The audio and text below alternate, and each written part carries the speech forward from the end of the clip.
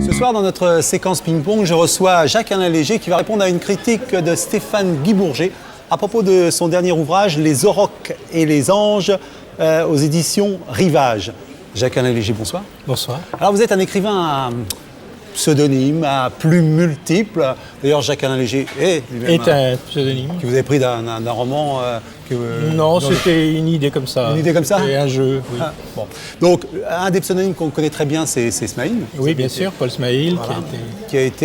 Qui a eu des aventures littéraires un peu violentes. Un peu violentes. Alors, autre chose pour resituer, c'est Monsignor, qui a été un succès énorme. Phénoménal. Et alors, qui, dans la petite histoire, a été refusé chez Grasset par Françoise Verny. Oui, c'était un de ses grands exploits, cette grande dame de l'édition. Elle m'avait refusé ce livre. Et pas de chance, ça a été mon plus gros succès. Ça a été un film à Hollywood, ça a été 23 éditions dans le monde. Et alors ça, on ne vous le pardonne jamais. Ça, voilà. C'est un des exemples de vos rapports convulsifs avec les éditeurs qui sont un des éléments, une des matières premières de ce livre. Alors ce livre, parlons-en. D'abord, Les Aurochs et les Anges. Ce titre vient d'une citation de Nabokov, la dernière phrase de Lolita. Je voudrais lire toute la citation parce que je trouve cette phrase très très belle. Je pense aux aurochs et aux anges, au secret des pigments résistants, à des sonnets prophétiques, à ce refuge qu'est l'art. Et en fait, quand vous commencez votre livre, on a le sentiment, presque testamentaire, que vous allez aller, comme dans cette phrase, chercher le refuge dans l'art. Oui, et c'est au fond le fil conducteur du livre. C'est la conviction que le refuge, c'est l'art, et que le moment où je sors de la dépression, c'est le moment où je renoue ce fil. C'est cette joie pour toujours, comme disait Keats, Joy Forever, c'est l'art, qui est au fond la seule chose à laquelle il faut se raccrocher. Bien, alors là, on va maintenant écouter Stéphane Guy-Bourget. Vous connaissez le principe, vous l'interrompez quand vous le souhaitez. Stéphane Guy-Bourget, je crois, a des choses à vous dire. Oui. Allez-y. Jacques-Alain Léger, bonsoir. Avant toute chose, j'aimerais que vous ne preniez pas ce qui va suivre pour une énième attaque du petit milieu parisien littéraire contre vous. Mais je sens que ça va l'être quand même. Mais là, je viens de lire Les Aurochs et les Anges chez Rivage et j'ai un vrai problème. J'ai un vrai problème parce que je trouve ce livre totalement vain alors qu'il partait à l'évidence d'une douleur sincère, d'une douleur d'enfance et qu'on ne plaisante pas avec ces choses-là et que je vous reproche grandement. J'en veux pour preuve les attaques ou l'attaque frontale que vous faites à votre ancien éditeur, que vous n'avez même pas le courage de nommer. Je n'ai pas le courage de le nommer, je fais mieux, je le surnomme par le surnom que je trouve un peu ridicule qu'il s'est donné. Et vous pouvez le rappeler, je n'ai pas le Ruby, et je n'ai pas le courage de le nommer, mais j'ai le courage de donner l'adresse de son bureau. Donc vous pensez que dans le petit milieu, on le reconnaîtra devant la porte de ces bureaux où je me suis effondré. Que vous lui en vouliez d'avoir refusé un de vos textes sans même l'avoir lu, me semble tout à fait vain. Que vous vous attaquiez à lui m'intéresse peu et je pense que ça intéresse peu de gens. Sur un fait personnel, votre douleur d'enfance, réveillée par un choc émotionnel, le refus d'un livre que vous lui présentiez, vous en profitez pour faire un règlement de compte qui, une fois de plus, ne va pas intéresser le grand monde. Je ne sais pas si vous... Alors vous devriez être heureux si ça n'intéresse personne. Vous vous souvenez ou si vous savez ce que Dominique Deroux disait du petit milieu littéraire français et parisien, il disait que c'était un combat de requins dans une piscine chauffée. Je connais tout à fait cette phrase et vous êtes trop jeune pour avoir connu Dominique Deroux, mais moi j'ai connu Dominique Deroux. Et alors en effet, il avait une répulsion avouée du petit monde littéraire, mais il se trouve que pour l'avoir connu personnellement, je pense que c'est un des plus grands arrivistes.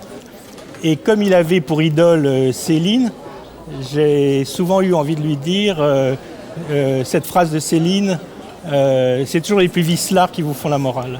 Est-ce que parfois vous n'avez pas le sentiment qu'effectivement ces éditeurs-là, le reproche que vous leur faites est excessif? Ou bien est-ce qu'il n'est pas surdimensionné?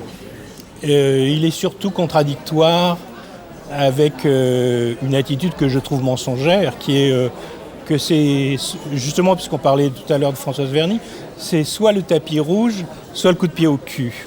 Et moi, j'aurais toujours souhaité, mais je l'ai très rarement rencontré dans ma vie, une position saine et normale, ne pas être un monstre sacré et ne pas être non plus le underdog.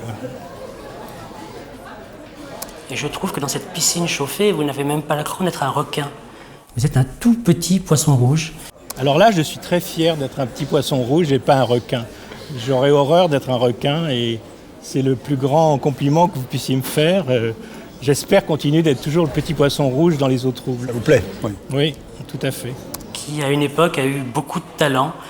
Vous en profitez pour régler vos comptes, pour vous dire que ce monde n'est pas bien, qu'il n'est pas juste avec vous, que nous sommes passés à la génération du tout écran, que le livre va mourir, que la littérature est morte, mais jamais. Je n'ai pas dit du tout que la littérature est morte, j'ai dit très exactement le contraire. Alors là, c'est vraiment une lecture trop hâtive, ou alors j'en suis à me demander si vous l'avez lu. Vous nous donnez une preuve vivante de littérature dans votre style. Le style, c'est l'homme. Et alors là, j'ai beau chercher, le style, je n'ai pas trouvé. Ce n'est que facilité, voire répétition. Vous vous flattez d'écrire d'un seul jet. Je ne saurais trop vous conseiller à présent de vous relire au moins une fois. Vous pouvez raconter autant que faire se peut et autant qu'il vous flatte de le faire, que d'une main, vous écrivez dans une pure joie et de l'autre, vous vous masturbez. Comment vous dire? Franchement, on n'en a rien à branler. Je crois que vous avez tout dit sur votre propre refoulement. En disant ce mot « rien à branler », vous me faites penser à un petit garçon des beaux quartiers qui dit pipi caca en espérant que sa gouvernante va le réprimer.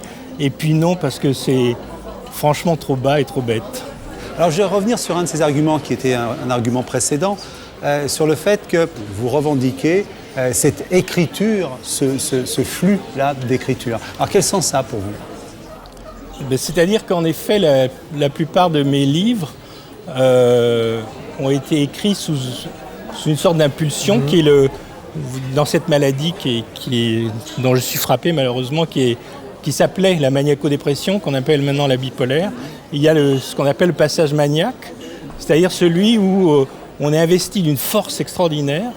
Et la plupart de mes livres, et en tout cas de mes grands livres, je les ai écrits comme ça, très vite, 20 heures par jour quelquefois, 23 heures par jour. Et ça m'est arrivé, en effet, cela faisait plus de 3 ans que j'étais profondément déprimé, et tout d'un coup le déclic. Et comment ça se passe? C'est inexplicable, c'est l'inexplicable de cette maladie. Alors vous parlez de cette maladie, il y a autre chose qui rôde dans cette maladie, c'est le suicide, et vous en parlez. Est-ce que ces deux faces cohabitent, sont proches l'une de l'autre, s'enchaînent? Non, c'est le contraire, c'est-à-dire que en effet la phase dépressive est sur fond en effet d'idées de suicide et qui peut devenir totalement obsessionnelle, comme je le raconte dans ce livre, et ça m'est arrivé. Et puis soudain, cette obsession qui est rompue en un instant, parce que je retrouve cette joie fondamentale qui est la joie de créer. Et Jacques, j'ai envie de vous demander où vous en êtes de cet affrontement avec le milieu littéraire, et même de vous dire, est-ce qu'il y a un sentiment, une envie chez vous de réconciliation avec ce milieu, ou vous considérez que la brouille est définitive et que de toute façon ça fait partie de votre rapport? Je m'en fous, je suis mon chemin, j'écris pour dire voilà, j'existe, je suis le petit poisson. Voilà. En tout cas, on pourra dire à Stéphane Guy Bourget du Figaro que vous avez retenu cette image du petit poisson. Alors, ce soir, nous parlions Les Aurochs et les Anges de Jacques-Alain Léger, paru aux éditions Rivage, sur une critique de Stéphane Guy Bourget du Figaro, à qui vous avez peut-être un dernier mot à transmettre? Non, je t'en veux pas. C'est déjà beaucoup. En tout cas, merci beaucoup.